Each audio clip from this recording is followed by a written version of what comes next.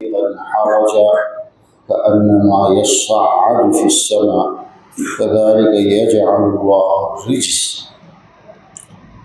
وقال تعالى: يثبت الله الذين آمنوا بالقول الثابت في الحياة الدنيا وفي الآخرة ويضل الله الظالمين ويفعل الله ما يشاء. یہ دو الگ الگ آیتیں ہیں. اس کے اندر دو بہت بنیادی اور ضروری باتیں بتائی گئی. پہلی آیت میں یہ بتایا گیا کہ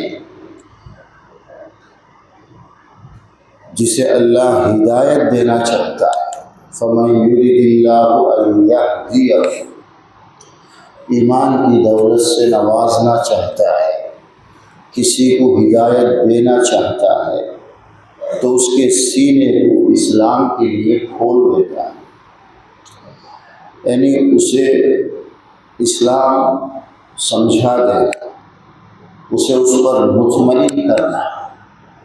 کوئی اسلام سے، ایمان سے، اللہ اور اس کے رسول، قرآن و حدیث سے کنوینس ہو جائے، ایکسپٹ کریے، یہ اللہ کی طرف سے ہی ہوتا ہے.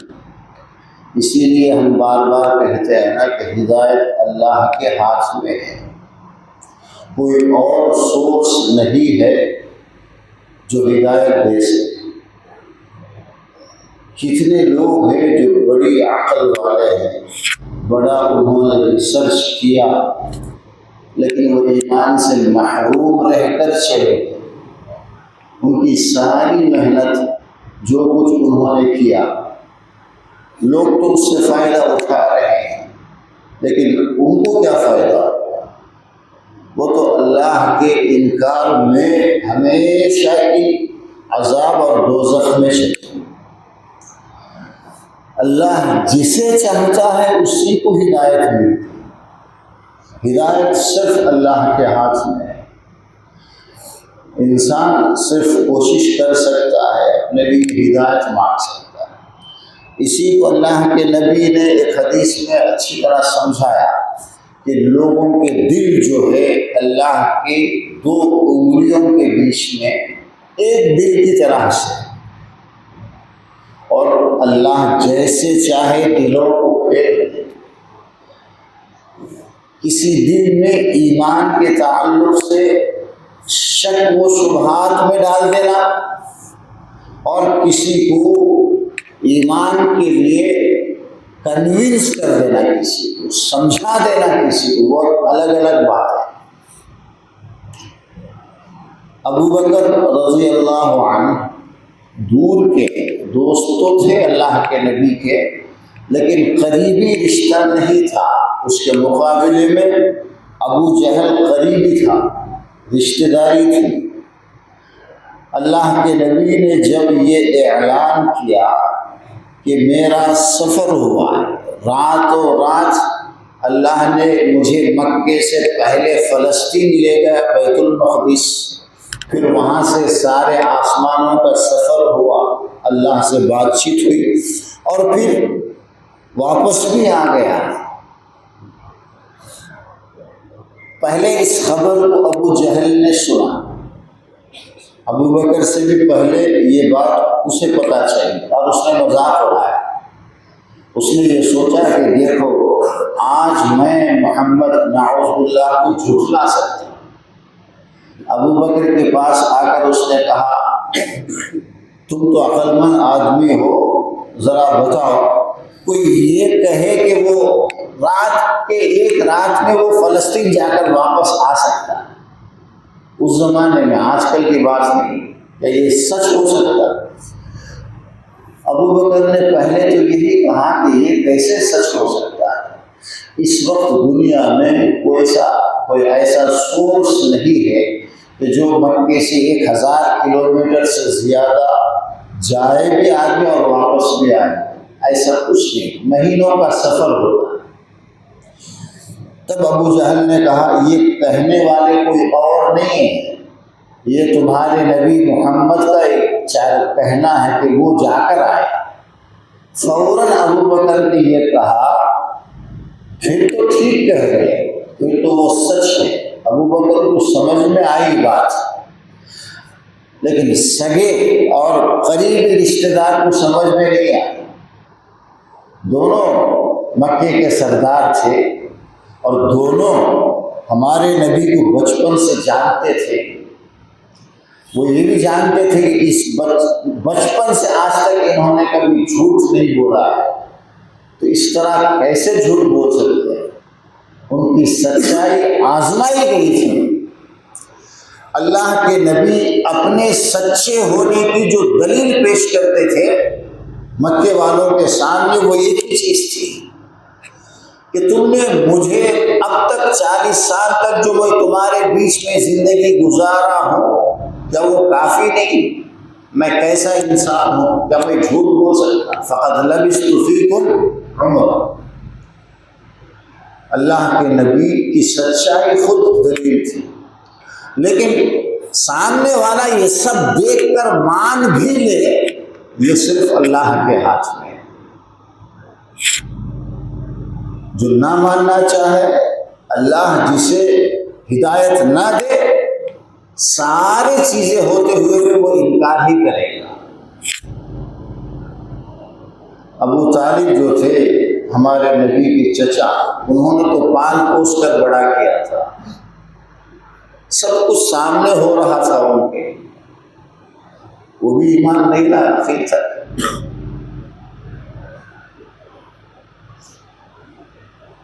فمن يشرح صدره للإسلام ومن يرد أن يضله يجعل صدره ضيقا حرجا۔ اور جسے اللہ ہدایت نہ دینا چاہے وہ سمجھ ہی نہیں پائے گا، اس کا سینہ کھلے گا ہی نہیں، وہ کبھی کنونس ہو ہی نہیں سکتا، ادھر ادھر کی بحث کرتا رہے گا، ادھر ادھر کی باتیں کرتا رہے گا، قبول ہی نہیں کر سکتا۔ تو سب سے پہلی بات یہ ہے کہ ہم میں سے کوئی بھی مسلمان ہوتا ہے، اسلام قبول کرتا ہے، یہ اللہ کی طرف سے۔ اللہ جس کے سینے کو کھول دے، جسے سمجھا دے، وہی سمجھ سکتا ہے، باقی دنیا کے کسی کے بس میں نہیں ہے کہ کوئی سمجھائے۔ ایک بات تو یہ ہے، ہدایت صرف اللہ کے ہاتھ میں ہے، ہم محض مجبور ہیں، ہمارے اندر کوئی ایسی صلاحیت نہیں ہے، بس اللہ کی مہربانی اور اس کا فضل ہے، جسے چاہے وہ ہدایت سے نواز دے۔ دوسری بات، ایک بار بات سمجھ میں آ جائے، وہ بات موت تک انسان کے دل میں رہے، اس میں کوئی شک و شبہ نہ ہو، وہ اپنے ایمان پر قائم رہے، زندگی گزار دے، یہ بھی اللہ کے فضل سے ہوگا۔ اسی بات کو اللہ نے اس قرآن کی اس آیت میں فرمایا، یثبت اللہ الذین آمنوا بالقول الثابت۔ ایمان والوں کو اسی ایمان پر قائم رکھنا۔ کتنے ہیں معمولی چیزوں کے لیے سیدھا راستہ چھوڑ دیں، صحیح بات سامنے آنے کے باوجود چونکہ ان کے ساتھی لوگ اس پر عمل نہیں کر چھوڑ دیتے۔ ایمان پر قائم رہنا، ولا یخافون فی اللہ لومۃ لائم۔ جب آپ سیدھے راستے پر ہوں گے، بہت سارے لوگ آپ پر اعتراض کریں گے، عجیب عجیب باتیں کہیں گے، کسی کی پرواہ نہ کرتے ہوئے ساری زندگی سیدھے راستے پر رہنا، یہ بھی اللہ کے فضل سے ہو، اس میں بھی کوئی اور سورس نہیں ہے۔ کبھی کبھی تو شیطان جو ہے اسی اللہ سے پلٹانے کی کوشش کرتا ہے۔ حدیث میں اللہ کے نبی نے یہ فرمایا ہے کہ کبھی کبھی تم میں سے کسی کے دل میں شیطان آ کر وسوسے ڈالتا ہے۔ وہ دل سے ایک آدمی سوچتا ہے، وہ اسے یہ لگتا ہے کہ وہ خود سوچ رہا ہے، لیکن اس کے ذہن میں یہ فکر شیطان کی طرف سے یا شیطان نما جو انسان ہے دنیا میں، ان میں سے کسی کی باتوں سے آدمی سوچنے لگتا ہے۔ آسمان کو کس نے بنایا؟ اندر سے جواب ملتا اللہ نے بنایا۔ سورج چاند کو کس نے بنایا؟ اللہ نے بنایا۔ ہم انسانوں کو کس نے بنایا؟ اللہ نے بنایا۔ ٹھیک ہے، جب سب کو اللہ نے بنایا تو پھر اللہ کو کس نے بنایا؟ یہاں تک سوال جاتا ہے، وسوسہ جاتا ہے، انسان اندر سے سوچتے سوچتے یہاں تک پہنچتا ہے۔ جب یہاں پہنچے تو اب اس کا علاج کیا؟ اس کا کوئی جواب نہیں، چونکہ یہ سوال ہی غلط ہے۔ اللہ خالق کل شیء، سب چیز کا بنانے والا جب اللہ ہے تو اس کا کوئی بنانے والا کیسے ہوگا؟ ہم دنیا کی چیزوں کو دیکھ کر یہ سوال ذہن میں آتا ہے کہ دنیا میں تو ہر چیز کا کوئی نہ کوئی بنانے والا ہے۔ یہ جو دنیا ہے، جو کریشن ہے، اس کے بارے میں ٹھیک ہے، لیکن اس کا جو بنانے والا ہے اس کا بھی اگر کوئی بنانے والا ہوگا تو پھر اس کا بھی کوئی بنانے والا ہوگا۔ اس طرح بات چلتے جائے گی، کوئی سلسلہ ختم کا کچھ نہیں ہوگا۔ اللہ کے نبی نے یہ فرمایا، جب اس طرح کا سوال آئے تمہارے ذہن میں، یا آج کل دنیا میں سائنس کے نام سے، ڈیبیٹ کے نام سے پھر یہی باتیں ہو رہی ہیں۔ ایک ایمان والے کا کام یہ ہے کہ نہ اس طرح کے ڈیبیٹ پہ خود پڑھے، نہ کوئی اس طرح کی بات سنے۔ جب یہ سوال آئے تو شیطان اللہ سے پناہ مانگے، اعوذ باللہ، آمنت باللہ ورسلہ، اور یہ کہے کہ میں اللہ اور اس کے رسولوں پر ایمان لاتا ہوں۔ یعنی کہ اللہ اور اللہ کے رسولوں نے جو یہ فرمایا ہے کہ اس ساری دنیا کا پیدا کرنے والا ایک اللہ ہے اور اس کا کوئی پیدا کرنے والا نہیں ہے، مجھے سوال اس طرح کا میرے ذہن میں آنا ہی گمراہی ہے، غلط یہ نہیں آنا چاہیے۔ اے اللہ، میں توبہ کرتا ہوں اور میں اس بات کا اقرار کرتا ہوں کہ تو ہی میرا معبود ہے اور تیرے رسول جتنے ہیں وہ سارے سچے ہیں، میں ایمان کے راستے پر ہوں۔ یہ دوبارہ آدمی پڑھے، آمنت باللہ ورسلہ۔ اس سوال کا جواب دینے کی کوئی کوشش نہیں کی، ہو ہی نہیں سکتا ہے جواب۔ آج کل دنیا میں جو ہے اللہ کو ثابت کرنے کے لیے لوگ الٹے سیدھے راستے پر پڑے، وہ چیزوں کا جواب دینے کی کوشش کرتے ہیں جن کے بارے میں سوچنے سے اللہ اور اس کے رسول نے منع کیا ہے۔ اس سے ہدایت تو نہیں ملے گی، انسان شک اور شبہات کے اندر گرفتار ہو کر اپنے ایمان کو بھی خراب کر سکتا ہے۔ اسی لیے یثبت اللہ الذین آمنوا، اللہ ایمان والوں کو اپنی کلمہ لا الہ الا اللہ کے ذریعے سے، اپنے قرآن کے ذریعے سے اس دنیا میں بھی سیدھے راستے پر قائم رکھتا ہے۔ جو اللہ کا جو کلمہ ہے لا الہ الا اللہ، اس پر غور کرے گا تو وہ گمراہ نہیں ہو سکتا، وہ سیدھے راستے پر اس دنیا میں ساری زندگی رہے گا اور آخرت میں بھی۔ آخرت میں کیا مطلب ہے؟